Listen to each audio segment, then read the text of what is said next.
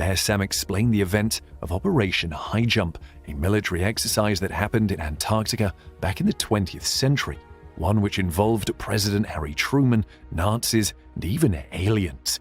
To be fair, Operation High Jump did exist. Officially titled the United States Navy Antarctic Development Program, the exercise went on from 1946 to 1947, and it was led by Rear Admiral Richard E. Byrd. The operation consisted of 13 warships, about 4,700 military personnel, and several aerial vehicles and machines.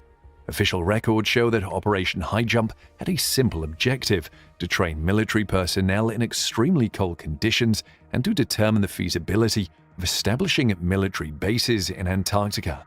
President Harry Truman and the American government had been curious about Antarctica and the fact that the area was largely untapped, and they were looking to pretty much establish American sovereignty over the region.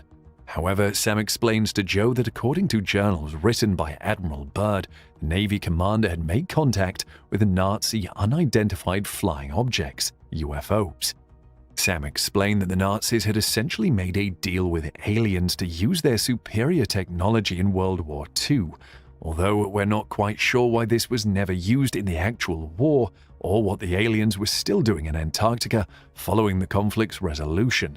Anyways, according to Sam, Operation High Jump's top brass eventually went back to the president and explained to him that they had to bring the aliens on board and make a deal with them. The president obliged cutting a deal with the aliens and allowing them to conduct experiments on people, and you won't believe where those experiments were being conducted. Wow, who would have thought that our national parks and forests were so creepy? And if you think this is the end of the tale, then you've got another thing coming. The story of America's pact with the Nazi aliens ends up leading to that of the Missing 411, a series of unsolved cases surrounding people who have gone missing in national parks around the country. The story of the Missing 411 is quite interesting. It documents people who have suddenly disappeared on these national lands, many of whom seem to have several things in common. I think I'll just let Sam explain some of these characteristics. To be fair, some of what Sam is saying here seems like one big conspiracy theory.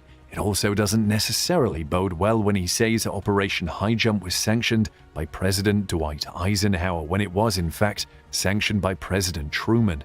Nevertheless, it does raise the question of what is really going on in Antarctica and the types of military exercises that could have gone down there.